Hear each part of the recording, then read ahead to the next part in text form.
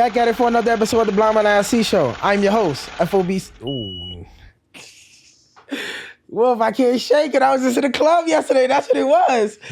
But back at it for another episode of the Blind Man IC Show. I'm your host, C-Note, the official blind stepper, the voice of the disabled.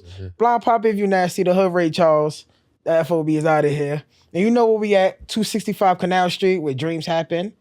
Dreams get made, WTF Media Studio. And I'm in the studio with my boy Wolf. You already know. Wolf ain't on the couch with me today because we got a guest, so he behind the scenes. Not on the couch, but on the mic still, though. Yo, we making magic. And feel free to chime in, because I ain't gonna lie, this episode gonna be crazy. Oh, for sure. Definitely. And this episode is so big, we ain't even gonna do no sponsors. Because we sponsoring what this brother is bringing here today. You go introduce yourself. I go by the name of Darnell McCrow, and I'm a public advocate for transportation alternatives and families for safe streets. I also represent Unanimous Success Movement. Definitely. Thank you for coming in, my brother. Appreciate it. Thanks for having me.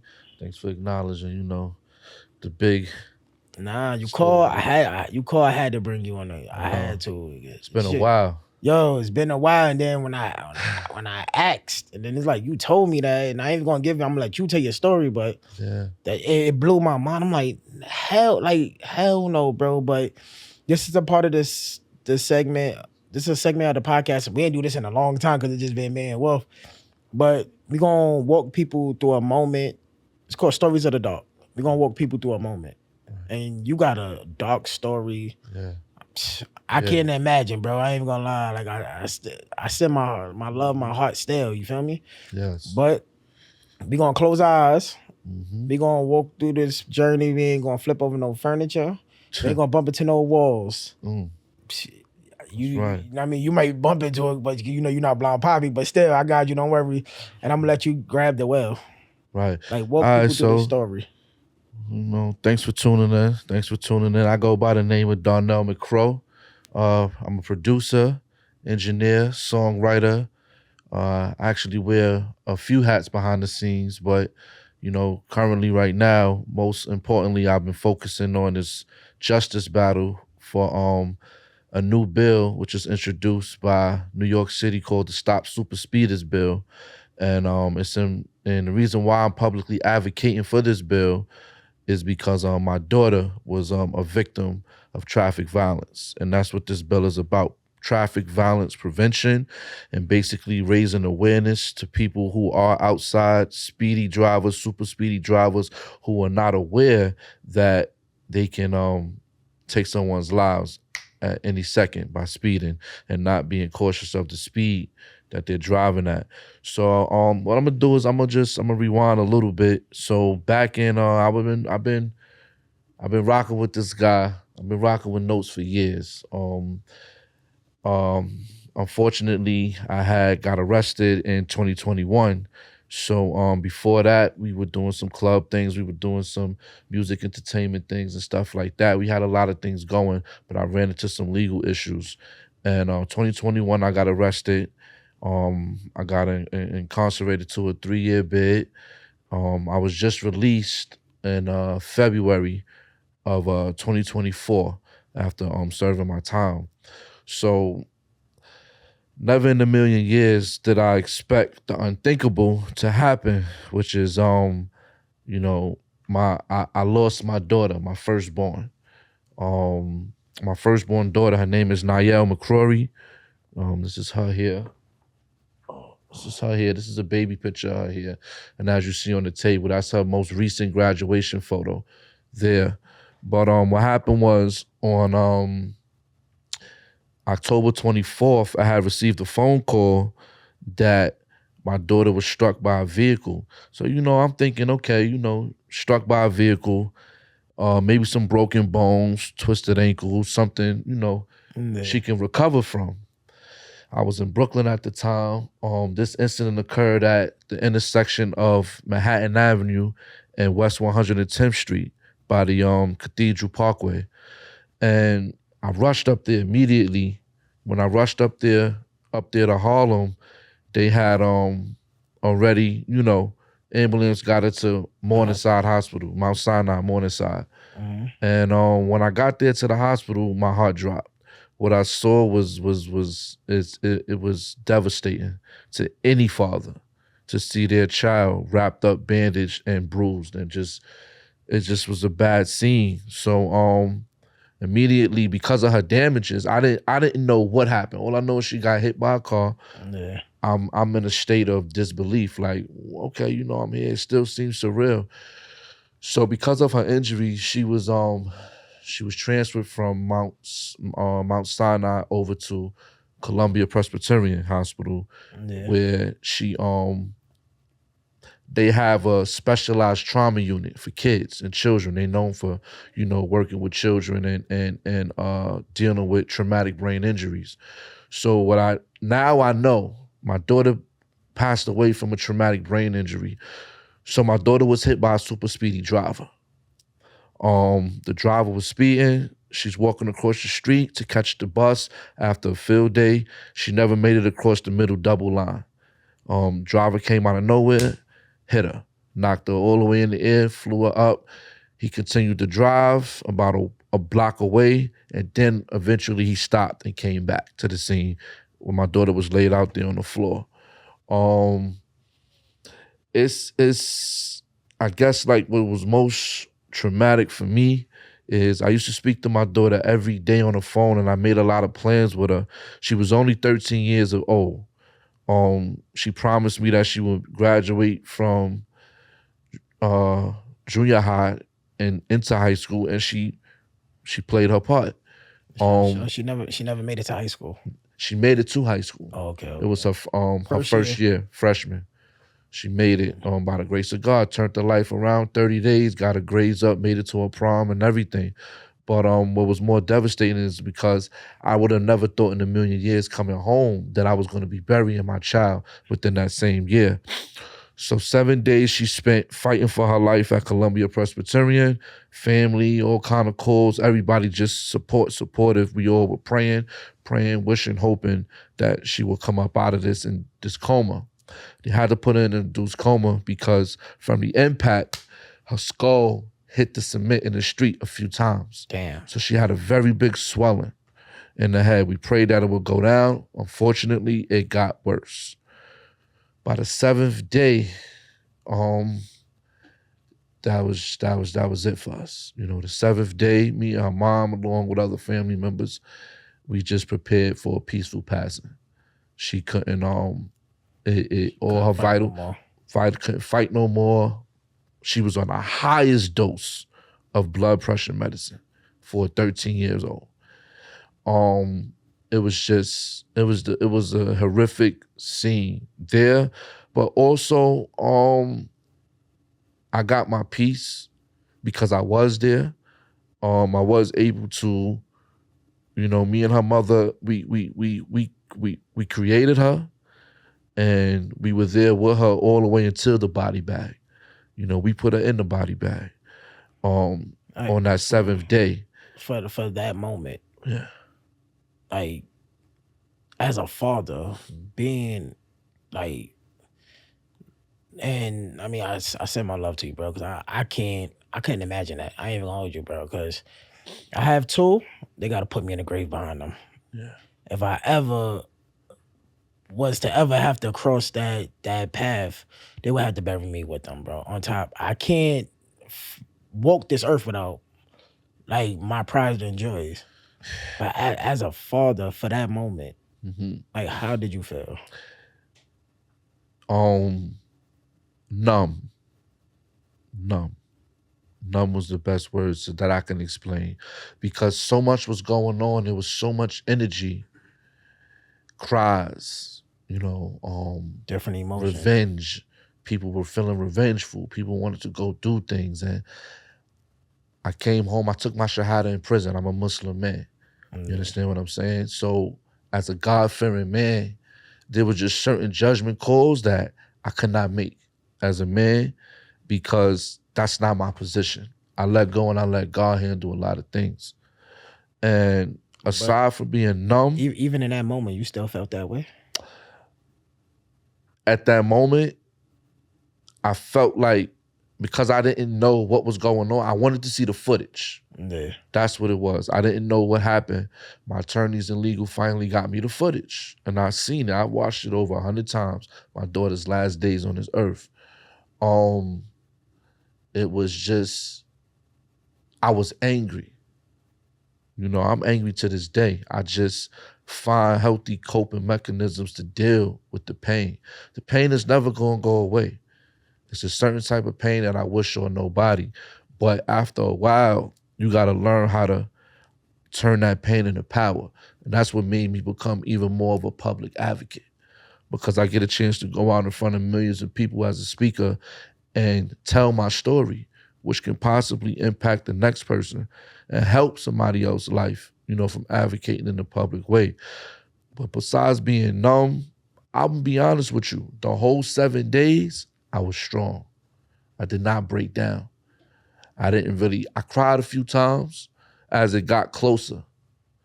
By November 1st, 1:51 in the morning, she was pronounced dead. Yeah. The worst news of father ever get. It was the worst. It was the worst screams I ever heard in the room. It was man, it was traumatic. Somebody you created, so it's like somebody you watch grow. It felt surreal. It still feels surreal to this day. It felt surreal, and I was just like, damn, like, why? I kept asking, why me? Like, why me? Out of all people, because I have to tell you, like even from anybody that know me knows I got the heart of gold. Like, I give. I'm a giver. I help. I got a passion for seeing people win. Like, I'm literally a chosen one. Like, and you know, with the chosen ones, we go through the most in life. Nah, definitely. Cause I remember I hit you up and I came to your crib and I remember like you hands on with your daughter and she in the studio with us while we doing drops. Right. Like DJ drops and right. Oh yeah, when you came through with Jody. Yeah, you was hands on and you cooking and you in there, you playing the beats and she like your cheerleader and all that. So when you reached out Wednesday and you called, I'm like, you know, how's your daughter? And you was like, my daughter died. I'm like, wait, what? Yeah.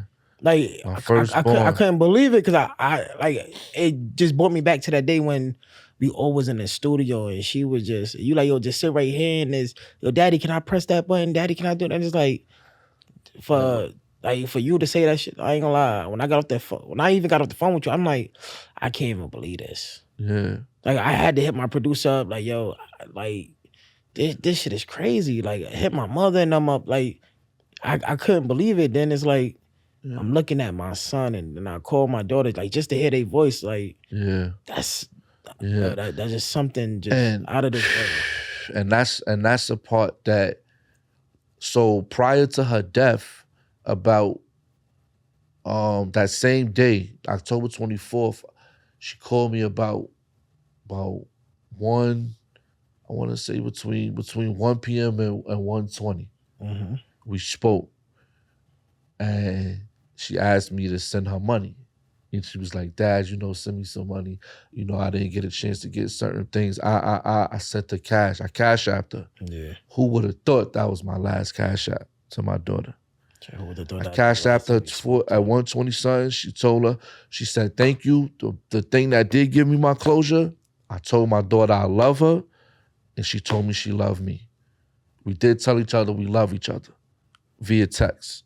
So I did get that, you know, confirmation that, okay, I did tell her, at least I told her I love her. I told my daughter I love her. She know I love her. God know I love her. And she told me she loved me.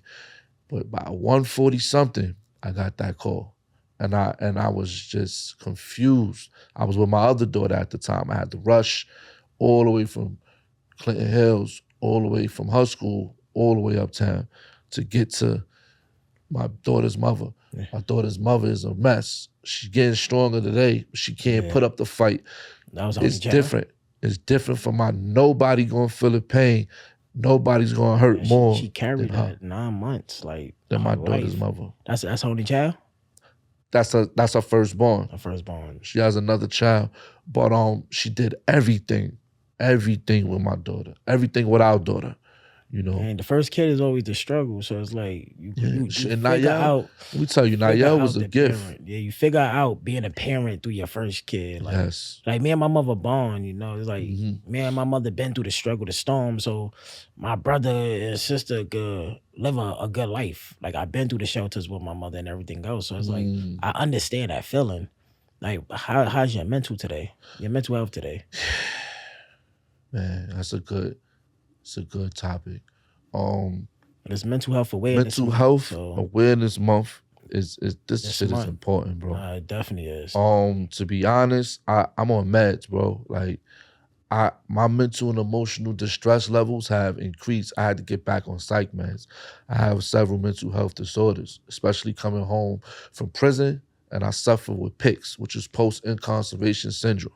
A lot of people who come home don't really know about this, but it's real.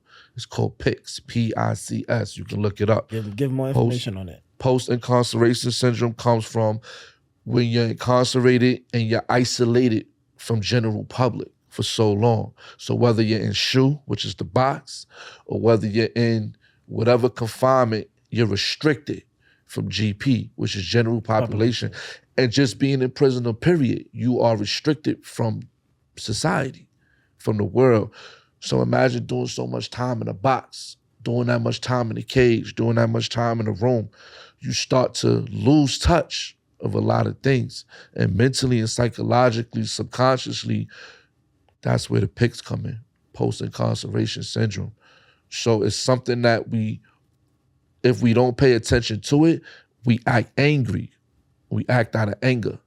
And it's really not the way. But it's something real on top of everything else I've been dealing with. I also was struggling with housing when I came home. I went into the shelter. I'm just now, a year later, you know, from staying down and making real sacrifices, the doors are opening up for me. If you don't mind me asking, what does PICS feel like? Like, how does that feel in your body? It's isolation. Mm-hmm. You isolate yourself and segregate yourself from a lot of people and places and things because it can make you feel what's the right, I want to make sure I use the right word, like that inner energy of anger. It can make you react and hurt somebody. So like in a scenario situation, you could be somewhere amongst people and just bug out and don't even know. You could just spaz out. Like literally, like somebody could say something to you and you don't even know why you respond and just slap this person or why you just curse this person out or worse, you're using language to dehumanize people's character. And I'm not of that. I'm of building people. Love. I'm of love, peace, and happiness. I abide by the 12 jewels. And there's also, you know, in Islam, we have pillars and articles of faith that we abide by. You understand what I'm saying? As a Muslim. Now, I just think that if you have like I had a lot of psychological issues that I did not know about until I went to psychotherapy. Psychotherapy is really important for people who have maybe schizophrenia, bipolar, manic, you suffer from depression. You know, I already suffer from depression from a mental health disorder I got. So this just made it, I went through depression. I'm just coming out of it. Like literally, mine was silent. It hit different. But it's times where I don't want to shower. I don't want to wake up. I don't want to do nothing. It's a struggle. It's a struggle within. And that's when you have to stay, you got to stay prayed up. You have to pray. Definitely. You have to pray. And if you don't have any kind of connection to the higher power or to the Most High, I advise people it'll break you down. You know, get a hold of that and get to know God.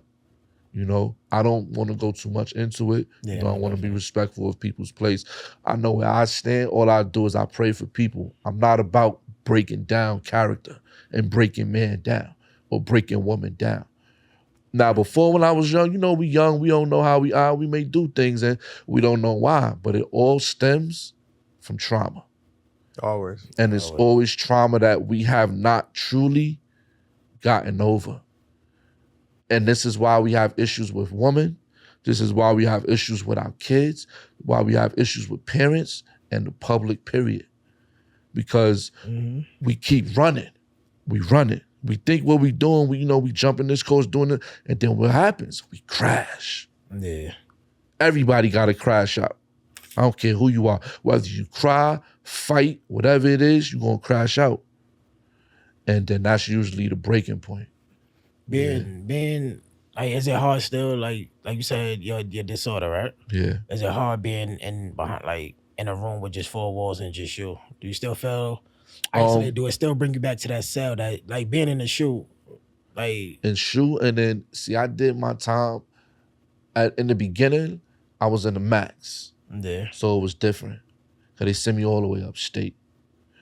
And I was saying to myself, but I only got 3 years. Why is y'all putting me around people who got life, 20 years, 25, my first bunkie, life, second bunkie, 25, third bunkie, 22. I'm in there with the people that's doing, I'm like, I only got punk ass little 3 years. Hard, you got hard, they got hard time. They got hard, but the stories, the wisdom that I gave them and that we shared amongst each other in the cell, it really, like grown men crying. It's a lot of good people. I don't care what nobody, I know, at some point you wilding out, there's a place for you. Yeah. It's a place for you, that's gonna segregate you from society. But there's so many great people in prison that I met that I just wish they had another chance. You know what I mean? And a lot of OGs sat me down and was like, listen, I met people that knew my family and knew as people I ran into and I didn't even see them in a while. And I'm like, what you doing here? So in the beginning, to camelback on what you said, it's 2 times. In the island, you locked in the cell when you in Sedge intake. That's when you locked away. When you upstate is SHU. I've experienced all. It's just that, man, like jail and prison is no place for a human being. And what happens is after a while, you start to get numb and there's nothing you can do about it. If you really want to make it through your bed, the best thing to do is pray, stay in the corner, stay out the way. If you start still adjusting and be home. That's it. Especially if you got a little bit of medium time. I eventually got transferred to a medium. So I was dealing with me, I'm a chef. So I was the cook. I'm in the kitchen, in the mess hall. I got my food handlers. I came home with 7 different certifications. I didn't play games when I was in there. You made the best. I made the best of my time, and it was free. And it was something to do to keep me active, keep my mind going. I read over 100 books. I learned a lot about politics and people from reading Malcolm X book. Yeah. You know what I mean? And, laws, rules of secrecy, a lot of different rules and books and things I read that kept my mind going. And that's how I made it out. And I really made it with the strength of Allah, through God, because I've been through some shit in there. Some stuff. Let's go back. The guy that was speeding, go back. Did he ever get convicted? Do you ever see any jail time? Like what happened? That's the rage right now. While makes Mr. Go Harder. I received a very disturbing call last month, and unfortunately, the investigator on its case, they didn't find no criminality with this guy. So even though he hit and ran, that's not a crime? That's gonna have to be a battle that we're opening up in civil court. So it's not like we're giving up. There's 2 parts to a case. You said they opening up in civil court? We're gonna open up. We gotta start the civil court proceedings with the legal team, because it's not making sense to us. It's not to say that we can't fight and go for justice, but police is saying, hey, this guy was not speeding. He was not doing this. He's not doing that. He didn't do this. We can't arrest him. That's why we can't arrest him, which is contradicted to the police report. Yeah, because I thought when you leave the scene, that's like a hit and run.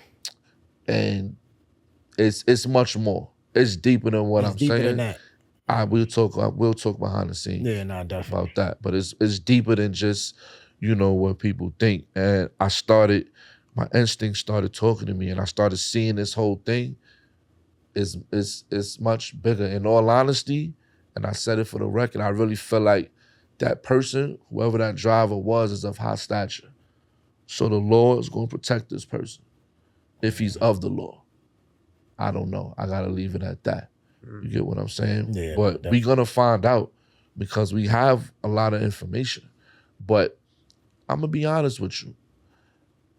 Arresting this man, whatever you're going to do to this man, it's never going to be enough. Not going because it can't can't bring back my daughter's life.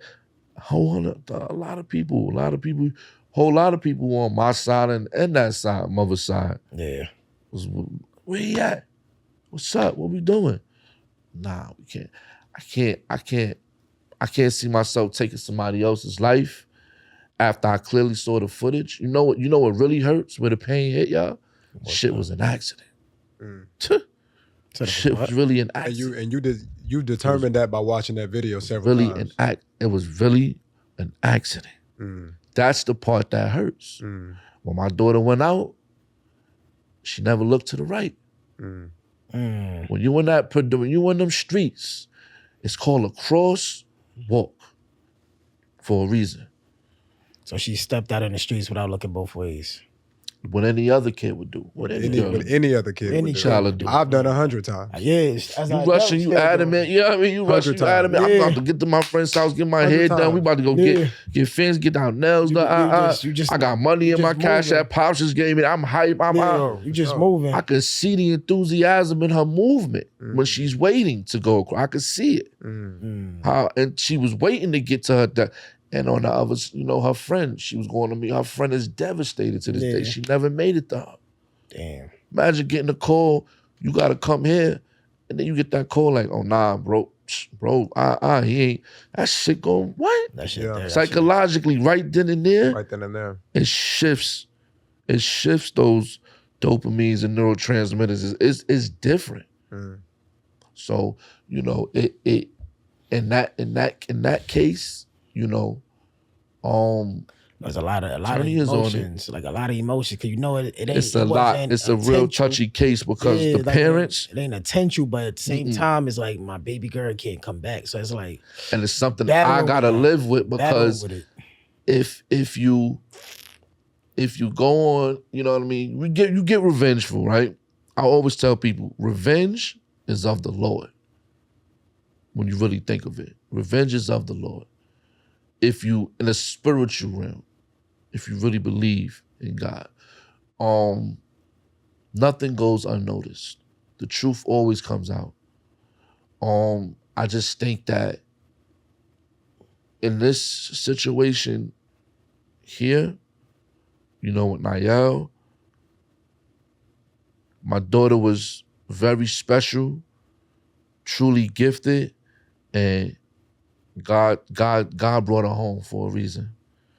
It was something in the future maybe I can't see, maybe I couldn't see, maybe it was something none of us could see, but I'm convinced.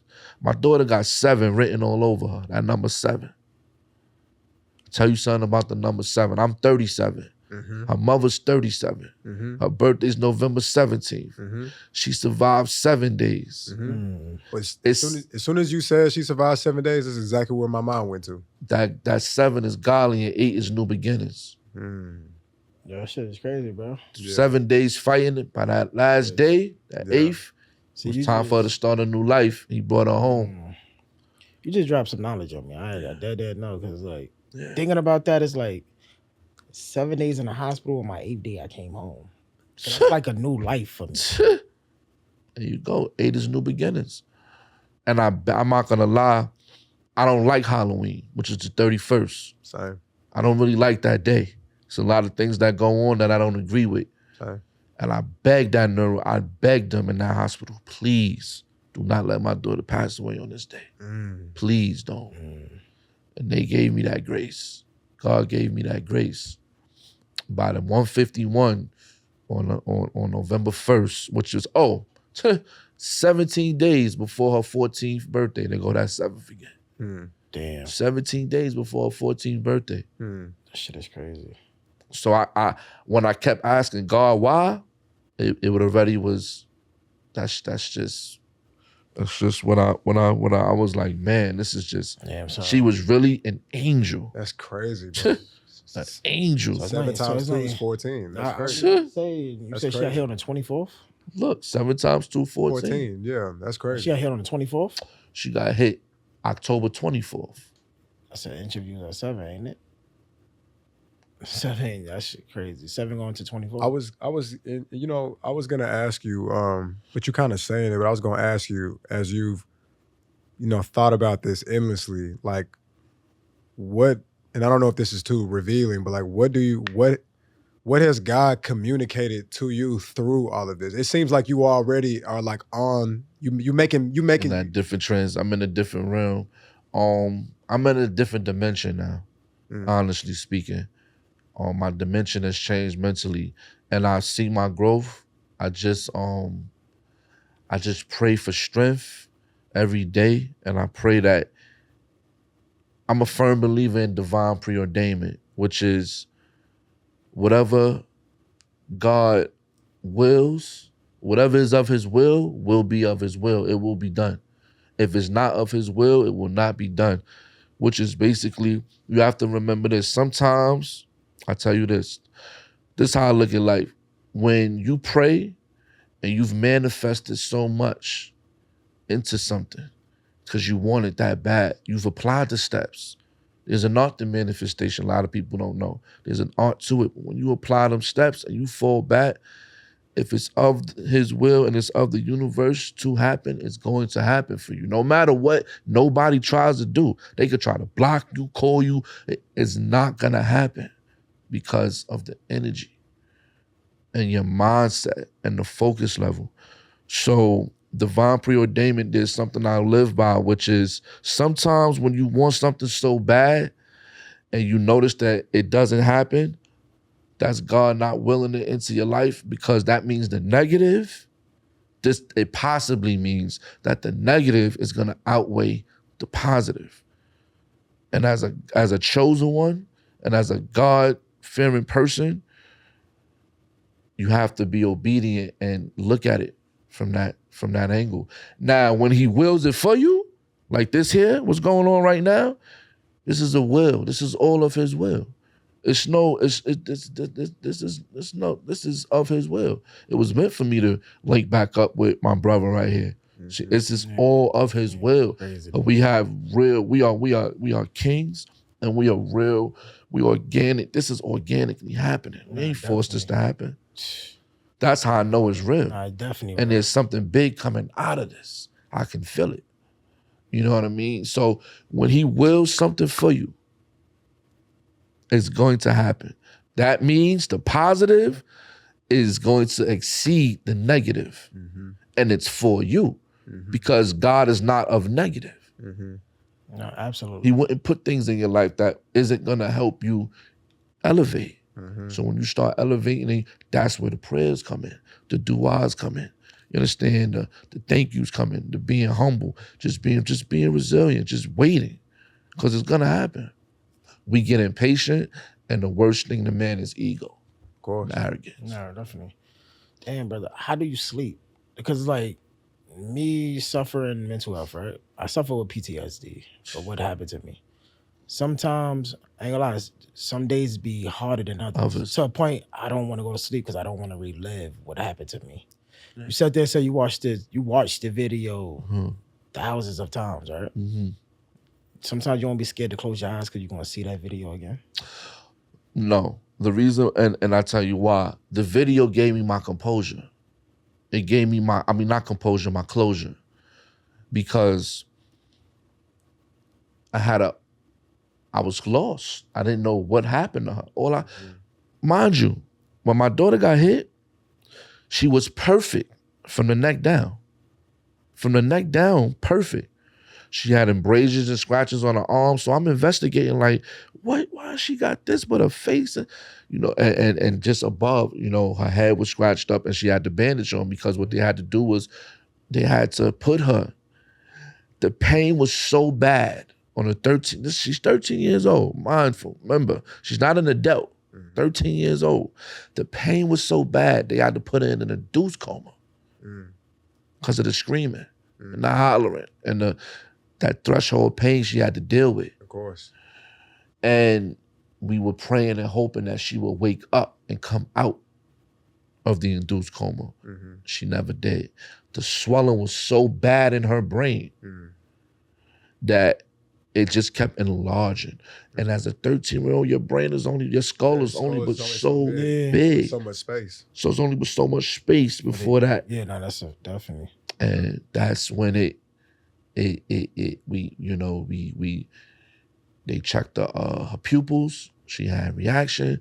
There was no activity. There was activity. There was no activity. There was activity. We keep checking. Her pupils are dilating. Then after a while, and wait, no reaction. No reaction. No, that's when we knew she was leaving after 7 days. Damn. She was leaving. Every day was a. Every day was like a battle. I didn't leave. I stood in that hospital I didn't go nowhere. Me and her mother went nowhere.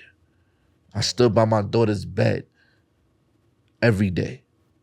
Me and her mother every day until the end.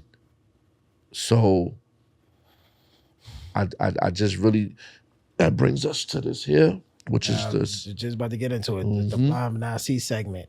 So pretty much, like, just what are you here for? Traffic violence is real, y'all. Let's push what we let's push what we here for today. Like, I'm here to push that narrative that traffic violence is real. Nobody thought in that split second from her being hit that it would take her life. But you gotta also remember that same year in 2024, last year, 252 people here in New York City died from traffic violence. That's high. That's high. That's the problem. And actually 253. 53. In 2024, 253 people were killed in traffic crashes. One person was killed every 35 hours, and pedestrian fatalities rose 21% over the previous year due to fatalities in traffic, speedy drivers, super speedy drivers. So when I went to her vigil, we had a vigil for her, a memorial there. It's still up there. It's on the corner of 110th and Manhattan Avenue. You'll see it. I've been advocating for the street co-naming, which I'm getting ready to submit soon. Yeah. That's District 9 and District 10, so I got all the rules and regulations. Tell more about that. So right automatically, I created a petition online via change.org for to have this street co-named after my daughter. We raised over 900 signatures. Still up and going? Still up and going. You got my signature. We raised over 900 signatures from just the public alone. Physically going to people, way more. Now, what happens is what I learned from the district is whenever you're actually submitting an application for a street code name, 60% of the signatures needs to be from the residents who live on the block, closely in that area. So recently we had a rally. A lot of people came out. Senator Cordell Clear, who's that's her district. We got support from Yusuf Salam, that's his district as well. Assemblyman Lashley came out. Shout out to them. And Brad Lander. Brad Lander, who's the New York City's comptroller. Brad Lander, if you don't know, is actually running for mayor right now for New York City. And for them to come out to the rally meant a lot for me, and I thank them all for that. The bill is actually being sponsored by Gallagher and is endorsed by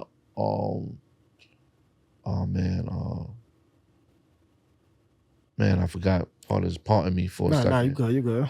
It'll come back though. It'll circle back around. And I want you to send that link. Yeah. So please do. we could put it up. So I got just the us link. signing up. We get other people to sign up to make that happen. Yeah, and to sign up to make that happen, and we have until June 17th. That's our cutoff. Okay. We gonna run it up before we we're trying to push to get this bill signed and passed through this house of legislation. Right. So I've been back and forth through Albany. These next 3 weeks, I'm gonna be back and forth through Albany, going up there for the lobbying. We've been lobbying but at the state more capitol about the bill. bill. Let's get deeper more. Yep. So more about the bill. It's called the Stop Super Speeders Bill, and it's the S-4045 in the Senate, and it's the A-2299 in the Assembly. Okay. And it basically the speed limiters for repeat offenders, and it's the bill will require the most reckless drivers to install a speed limiter, which physically prevents driving more than 5 miles per hour over the speed limit on their vehicle. So it would only apply, this is the catch, it would only apply to any person that's driving a vehicle that receives 6 or more speed or red light camera tickets in a year, and any driver who receives 11 or more points on their license in 2 years. So we're not saying, hey, take their life. We're not saying, hey, punish them, throw them in prison. No, we're saying, yo, time out, slow down. You're not aware. Maybe you under emotional mental distress. Maybe you going through some things. You just unaware. It happens. Yeah. You know what I mean? So you say like if a car run the red light, then the camera take 6 or more pictures. Absolutely. You gotta put it in their car. Because you're considered a super speedy driver. Okay. You a reckless driver. You reckless. So they don't take like the cops to pull me. Nah. To pull me over. As long as you why camera catch it, you got to put it on your car. That's what we're saying. We're trying to basically establish a medium and balance between law enforcement and actually helping to raise awareness of stop speeding drivers. So this device will be placed into your vehicle. It's compatible GPS. And no matter how hard you mash that gas down to the floor, you will not exceed 25 miles per hour, even on the highway. You wouldn't exceed 60 or whatever miles per hour that's so it pretty much stated. It's trained. If I'm on the highway and it's 65, I'm gonna go 65. That's no matter how hard. Okay. Yep. And that's the brain. And if you're at 65, it's gonna trigger awareness. So it's I'm not saying, hey, throw them in prison. We say, no, we found a medium, a way to, it's already passed in other states, Virginia and Washington, D.C. just recently. So 2 states so far got this. Yes. Already. And we are the state that introduced this bill. We need to be in top 3. Yeah. So we have until the 17th to get this thing rolling, get this bill rolling. And I'm going to talk a little bit about the device, which is called an ISA. You got to get into it. So the solution, the problem is people are being killed by New York's most reckless drivers. New York City school zone speed camera program slows down the vast majority of drivers, but a few super speeders are taking advantage of the system. So here's a solution. Solution is a simple device known as Intelligent Speed Assistance, which is an ISA, or we say a speed limiter. It can be installed on any motor vehicle to prevent it from exceeding the speed limit. Similar, I don't know if y'all know, but it's similar to the breathalyzer interlock devices for repeated drunk drivers. That's the thing, you got to blow before the car starts up. And the law can require the installation of speed limiters for the most reckless drivers, yes. So the breathalyzer interlocks, if you don't know, if you're a repeated offender, driving, they're gonna install that in your car now. And if it senses any kind of alcohol in your vehicle, it shuts down. That's amazing. Yeah, shuts down. I knew somebody that had that in their car. They gotta blow into the car and to take a picture too. Steps to it. Yeah, and then once that's the only way your car will start up. Yep, there's steps to it. And that's just, it's just, a lot more lives to be saved. And that's what this is about. I'm advocating on this bill to save lives. I'm a part of saving lives. No, definitely. Instead of, killing people. And you're not somebody just talking this. I was affected. You can relate to this. I can relate to it, yes. I can relate to it. I was affected by losing my daughter to traffic violence. Saving more lives like this. So if I can save more lives, I became a member of New York State Streets Coalition, which is there. I'm a member of it. I actually brought something for you too. I brought something for y'all too. Which is, this is a Families for Safe Streets button. That's for you. And I got a t-shirt for you as well. So put this shit on too. Mm-hmm. You know that. Appreciate you, bro. For sure. Definitely. And that's just in memory when you moving around, and just remember, stay safe when you in these streets. I'm wearing this in the memory of your daughter, man. That's a fact.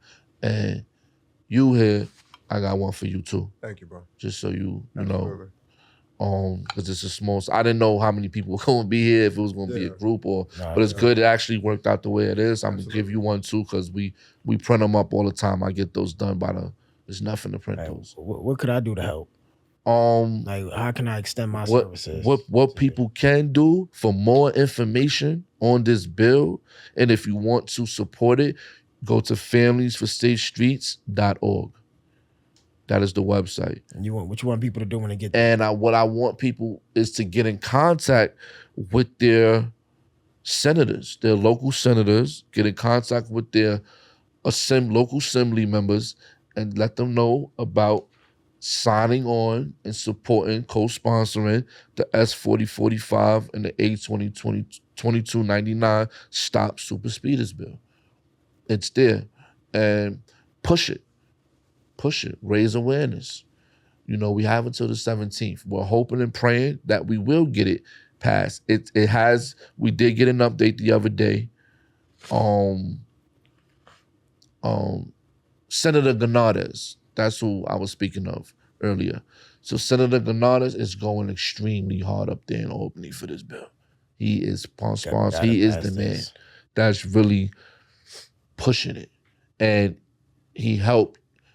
It actually made some progression in the Senate committee last week.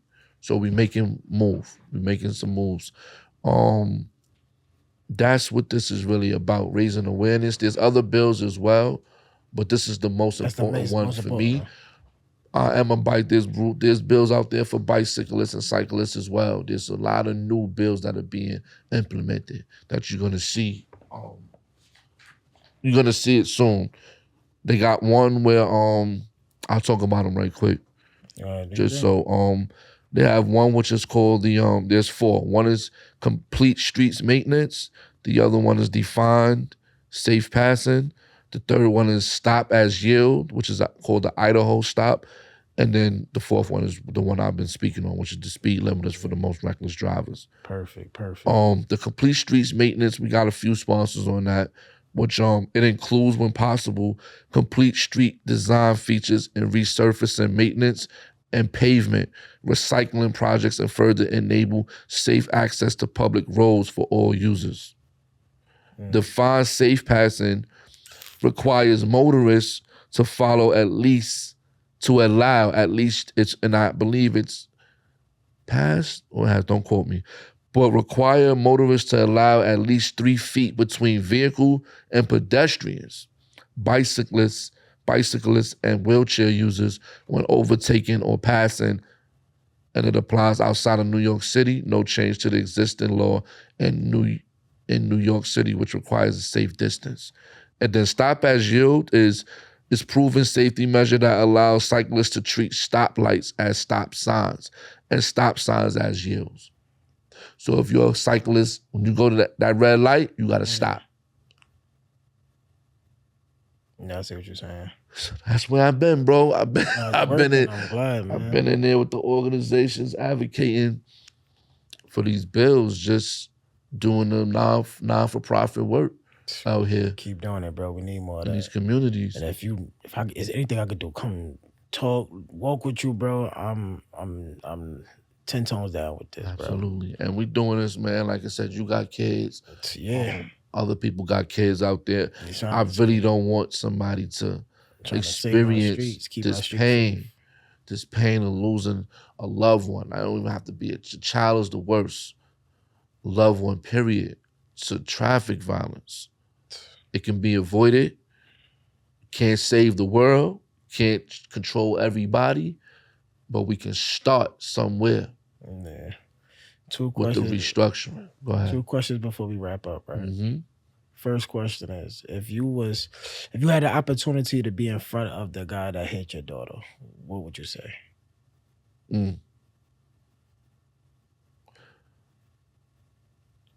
When you impacted when your vehicle struck my daughter, why didn't you stop? Why were you unable to stop automatically? That would give me, because if I ask him that, it would give me what it is that I've been knowing the whole time. And my man, you were speeding. Yeah. That's the real reason. I just want to see if you're going to admit it. But that's one, to answer that. I would have to ask that. When you struck my daughter, why didn't you stop automatically? What prevented you from stopping your Because when you hit, I'm a driver. I got a peripheral. Yeah. I see something coming from my peripheral. First thing I think to do is slam on the brakes. But sometimes when you're moving so fast, you can't. There you go. Key word. Moving fast. I definitely see how it all trickles back. Yeah. I was a driver. I was a speed demon. I definitely was. I used to be a speed demon. I stopped. After this, it's so hard for me it's easy for me to point out the speeders now. Yeah. When you going through this. Damn. And when you start abiding by the speed limit laws and things, you start seeing life differently. Would you like that meeting with that person? Do you feel like you ready for that? Me? Yes. Other people? No. No. And I don't think they ever want to have that. So I'm one of them. Ever. I understand. I really don't. I'm gonna be honest with you. I view him as a coward. I don't view him as a real man. Because if you knew you did this, you should have came forth. Yeah. And according to when I picked up that police report, I was told from a sergeant when I went into that precinct that upon police arriving, you pretended to be a witness. And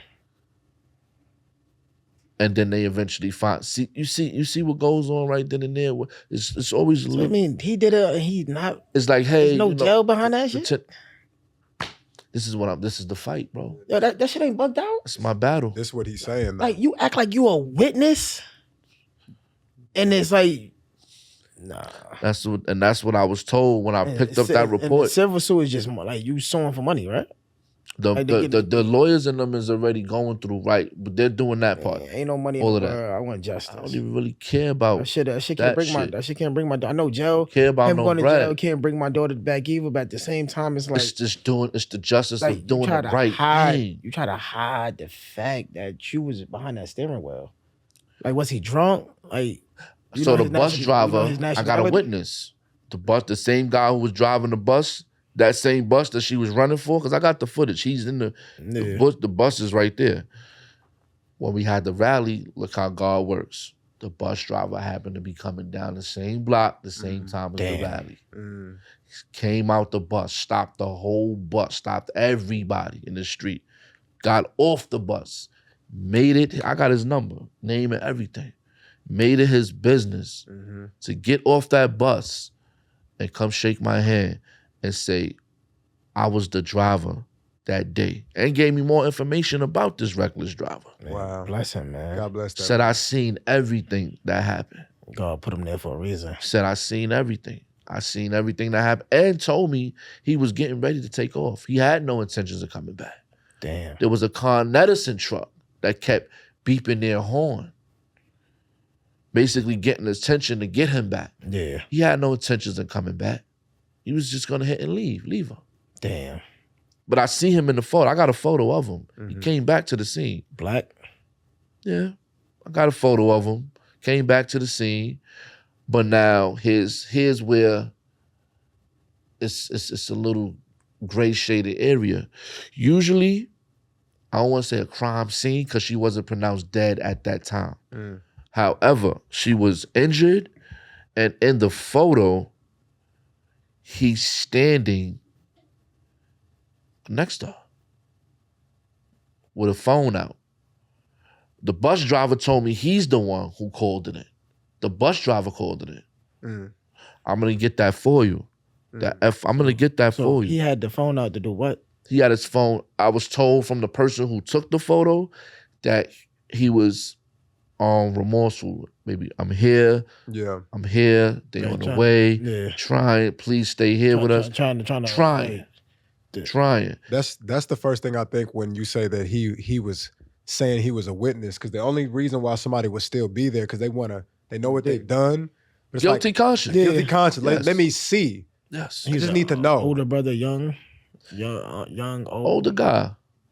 Here's another killer. The vehicle he was driving was a rental. Oh man. Through Enterprise. Oh man.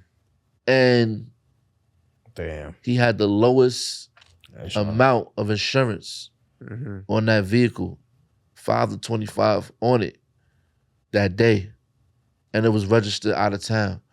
So Enterprise automatically, they always gonna offer a settlement. Or I ain't take that.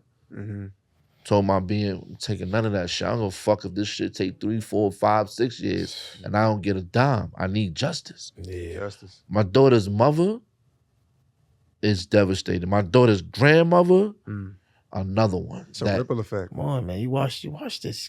They like I was there for my daughter and I helped raise her to a certain degree. Help mold her, support her. I might not have been a primary caretaker because she lived with her mother, but on that side, they really was hands-on with Nayel. Nayel is a beautiful person. She had 350 people. I had to go make more obituaries at her wake. Funeral? We thought she was a celebrity. Right. Yeah. We thought she was a celebrity. Amount of people that I was like, wow. And not only one thing she did, what she did do was she mended a lot of relationships. God's gift. And mended hearts. God's gift. God's gift. My daughter was truly a gift. And I miss her. I really do miss her. It's not even a year. It's not. So we're having a June 28th, we're having an annual memorial barbecue. Where you doing that at? Morningside Park, Harlem. I'm definitely gonna shoot you the info. Shoot y'all the info. Come out. Everything free. Show love. Come show out. I mean, if you even need me to donate something, we doing donations to one thing she wanted was a teen room, a teens lounge. So we're in the process of getting that in order, raising funds. All donations gonna go to Nayel's teen lounge, living room. Man, the Blumbernacy. She wanted a place for like the teens to go when they come out of school, where they could just be them, chill, do their TikToks, do their but be safe. Safe, absolutely. To be safe. That was one of her dreams. And she was doing the work that the community should be doing. Yeah, that was one of her dreams. So in retrospect, that's really what we're aiming towards. We gotta push that. We gotta make that happen. Yeah. Yeah, gotta bro. Make that happen. Name it right after her. Word, bro. The street code, it's all coming. It's just time and patience. Yep. A lot of it's patience and just timing and just knowing that, there will be better days. Some days I wake up and I'm like, you have every right to feel like that. That's a fact. Like I really was bugging out psychologically to the point where they switched my psych meds 3 times already. Because this one I'm on now is the best because I can sleep.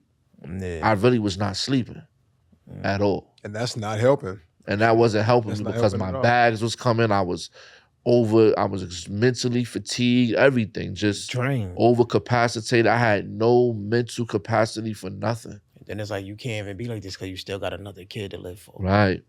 And it's impacts her sister. She leaves 2 sisters behind and it's hurt them. It's hurt them. I know that shit is I have another daughter, and my daughter's, my BM, she has another daughter. So, Nayel was a dancer though. She was loved TikTok. She was a TikTok trendsetter. They loved her on TikTok. And she touched a lot of kids. She left behind a legacy. You strong, my There's brother, a man. lot of people that came out for that rally just this past That's beautiful. few weekends. Strong, man. You definitely strong. That's man. it. And that's all I can be, bro. But Yeah. I'm strong or broken. I tell people like this, my heart, without a shadow of a doubt, it's broken. But it still works. Okay? My heart is broken, but it still works. And I'm going to keep doing God's work. Keep doing it, bro. That's it. And, you know, all these changes, I just want to say, like, love your children while you have them. Love on them, you know. Never say goodbye. I teach mine to say, I see you later. You know what I mean? Because that goodbye word could subconsciously and it causes mental issues when that person really leave and that's the last thing you told them. Yeah. You know what I mean? So I'm a firm believer in I see you later because I feel I will see you later. When it's you know, goodbye is like bye. Like it's final. That's final. Like Yeah. I ain't gonna see you again. Like, No, I'm gonna see you later. or I don't want to see you again. Or I just wasn't trained or taught to, you know, use the proper terms. It was powerful. So before we get out of here, leave the people with a message.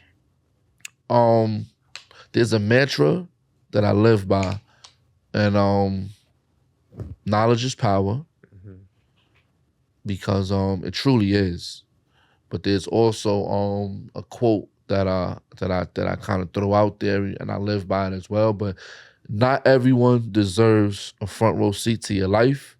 Sometimes you have to love, protect, and care from a distance. Hashtag everybody can't go. So if you understand that and you kind of figure out your surroundings and your life a little bit, just because you meet somebody January 1st, the winter, don't mean that y'all gonna be cool by August 1st, the summer. Because people enter your life for what? Different reasons and different seasons. If this person is not adding to your success and they're not helping you elevate, cut them out quick. It's not that you don't love them. It's not that you don't care about them, but they're holding you up to get into the next dimension. Come on.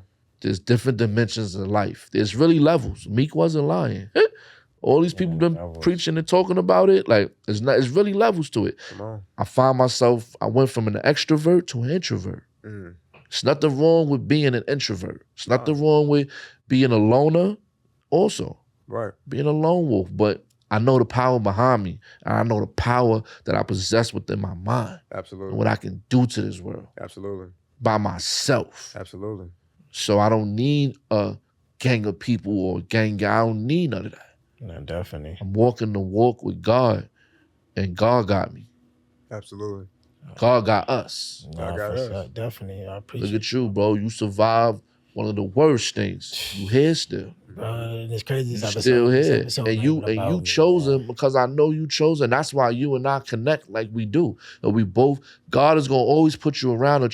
The ones from this point on, once you start hitting past your 25, you start hitting 30, 35. Like, everybody that gravitates to you, most likely, shares a success story with you, and they're the chosen one. That's a bar. The chosen ones go through the most in life. Why? Because we are the strongest. We're going to keep getting the most hardest battles. Yeah, it ain't going to stop there either. It's going to keep going. No. Every day is a battle. Yeah. Right? Yo, right? when I seen you kind of, you, for a blind person, you got good foresight and intuition. Explain. When I say that with Shorty, you always seen things in Jody. Oh, yeah. You seen things in her that she didn't see in herself at that point. She didn't think. She wasn't even rapping. She wasn't even rap. Exactly. Nah, she in Atlanta. She wasn't even rapping. Done went Young Dolph, first lady over there on the Dolph's team, Young Dolph team. Yeah, she was paper route. Rest in peace to Dolph, man, because that was a good brother as well. And I had it in the studio way before she was a rapper, bro. I had it in there moving. She didn't even. She was a bottle girl. She was a bottle girl. Bottle girl. I had to do some drops for me. That shit opened up. Now she was paper. It must have opened her up that she started getting into the rapping and came with the music, you know, this and that. Next thing you know, I cut my TV on, I see her Benz and this, that, and out there and moving. I'm like, damn, my son really had the vision. I seen it. My son Hud. Seen it. Boy, seen it from the beginning. My son Hud, nigga. Facts. Records was just about to sign him before he went down, man. But shit's different, but my brother. And it happened for a reason, you know. It happened for a reason because, and it's not to say that there's many more, you know. A lot of people don't know. Just recently, I put on my Instagram just so people knew, like I was the first, just so people know, first producer and songwriter that ever discovered August Alsina. Oh wow! It's on my gram. Talk heavy. Oh, wow. Don't ever get it twisted. Talk heavy. So I had him living with me and my father, you know, for a certain period of time. His mother is a prayer warrior, you know. God bless and big ups to Sheila Alsina. August was one that made me very happy over his success. He really had the talent. He really had it. Back then, it was just I had a lot going on. I lost contact. You get what I'm saying? I had 8 artists at that point. I kind of mastered the industry at 19. You get what I'm saying? As far as managing and doing this, doing deals and growing and traveling and doing a lot of stuff behind the scenes, being around people. But when I say discovering him, it was a manager I was working with at the time who actually brought him out to NY. I was the first producer that ever worked with him and did his ever first demo. And then from there, he went back. I remember him and his mother, they took the train out here. It took them over 24 hours. They was devoted to coming to New York. Never been there. First time in New York. You ever hear him, you talk to him, like, yo, your first time in New York, you met Crow? He tell you all about it. That's why I put it on my gram. And I put it there for Flashback on Fridays, just to let the world know, like, I've been here. I've been down. You got way more to go, man. Yeah, my brother. More artists, yep. Appreciate you, bro. For sure. I appreciate y'all. You. I ain't gonna lie. And I appreciate y'all for having me here because this is what it's about. We about to connect and we gonna make noise. Man, pass this bell and stop speeding. Stop. Oh God. Come on, just take your time. Slow your ass down. Slow down. Please. You still slow gonna, it down. You still gonna get there no matter you speeding. You gonna slow. I promise you gonna get there. You gonna get to the destination, man. Yeah, you gonna get there. Let's not kill nobody in the process of getting there, man. Right. But this is another episode of Blind Man See, brother. I ain't gonna lie. I gotta give you a hug, bro. Like, yeah. It's really rough, also, before you leave, tell people where they can find you on where Instagram. they can find you at. Yeah. On Instagram, you can find me at McCrow Made It, MCCROW Made It. I used to be McCrow Make It Bang. Now McCrow Made It because that's just my success story. I have made it to a certain level at this point in my life. Nobody made me but God. He helped me and he helped me make it. So McCrow Made It. And the company is Unanimous Success Movement, MVMT on Instagram. Shout outs to that. All platforms, McCrow Made It, mainly platforms. I'm getting reacclimated into things. I'm setting up everything now. Yeah. I'm getting things going, but I'm coming out of that dark place. I really was in a dark place where I was ready to just hang it up, bro. You got every feeling too, bro. Like, and I'm here. If you ever go through them dark days, bro, you can always pick up the phone and call me, bro. That's a figure. Like, I'm never too big to not pick up the phone and just to hear your problems, bro. Trust and believe that. Likewise. I know, bro, 13 years, I'm still battling, bro. So you ain't even hit a year yet. You got a lot more to go. Mm-hmm. A lot more to go, bro. Mm-hmm. So, and I don't know what the future holds. Only God can see it. But while I'm here, you're strong, though. I'm just gonna keep, putting my best foot forward. And that's all I can do. Strong and being patient. Don't forget to send me the links and everything so we can put it in the show notes so people can support, sign their name to it, and help this bill get passed. Absolutely. Familiesforsafestreets.org for more information on how you can become involved in the community work. And I'll share the other link with you, change.org. Yeah, share that definitely so we could get that going. Signatures. Like I said, if y'all need me to serve some burgers or Franks and all that at the thing on the 28th, Blind Poppy can do it. I ain't touching the grill because that fire hot, but I already did. Need me to put a burger on the bun and all that to pass it out to the community. I can do that. I'm here for it. Yeah. I'm here for it. Yeah, nah. I don't know. Maybe we come together. We gotta do a Blind Down C slow down collaboration. Yeah. Get a shirt out there. We can sell it let's donate it to Mhm. the proceeds of getting I a like health center that. open and all that. Like I'm here for that shit, bro. Yeah, I like that. And I So- like what you're doing, bro. I respect what you're doing. Appreciate you, 'Cause bro. I don't know what it is, bro. You gotta be the most. You the first voice. person I met. It's the voice, but like the tenacity. Yeah, tenacity. You have a lot of tenacity. A lot, bro. bro. Like you don't be understanding. Like I might not call you as much, but I be paying attention, and I be like, damn, this nigga blind. How the fuck is a nigga blind putting in more work that got bro? a motherfucker that got 4 eyes? When I telling say 4 eyes, a nigga that got 2 pupils and 2 glass lenses. Nigga putting in work, Nigga like, putting work. and just know how to maneuver and connect it together. Yeah. Really your own boss. Appreciate in your lane, that, man. bro. I appreciate that, man. Sure, Took some time, but we here, right? that's a fact. Like I It's said, only my gonna brother. get better. It's another episode of Blind But See podcast. You know you can find me at Yeah. Blind But See NYC. Let's put our names on this list. Let's get these laws passed, man. We not finished doing the work. That's it. The work never done. Never. We out here, we moving, we grinding shit. You got me ready to get into politics and Yeah. passing laws and Yeah. really represent. Yeah. Like, It's a beautiful out thing there. when you are part of something positive and impacting Absolutely. to really. You gotta ask yourself: you want to be a part of the change or destruction? Absolutely. I'm a part of change. I'm tired of destruction leads to self-destruction. Absolutely. I don't want to destruct and harm people and killing and doing things like that. That shit is the old me. I'm not into none of that shit. And also, y'all remember for y'all leave, June 28th is the memorial, and they are raising money. So if you can't, man. if support in any way that you can. How can they send the money in for the memorial?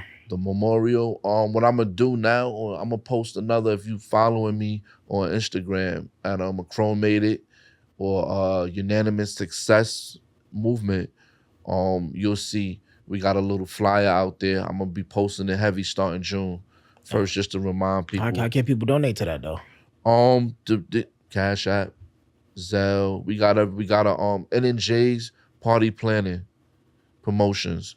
So we gonna donate. You definitely got a donation from the Blind But See. Yep. And I'm gonna come out, show my face, or even help pass out sodas, burgers, whatever. Like, yeah, Blind Poppy, yeah. Yep, it's a time to come out, you know what I mean, and just enjoy yourself.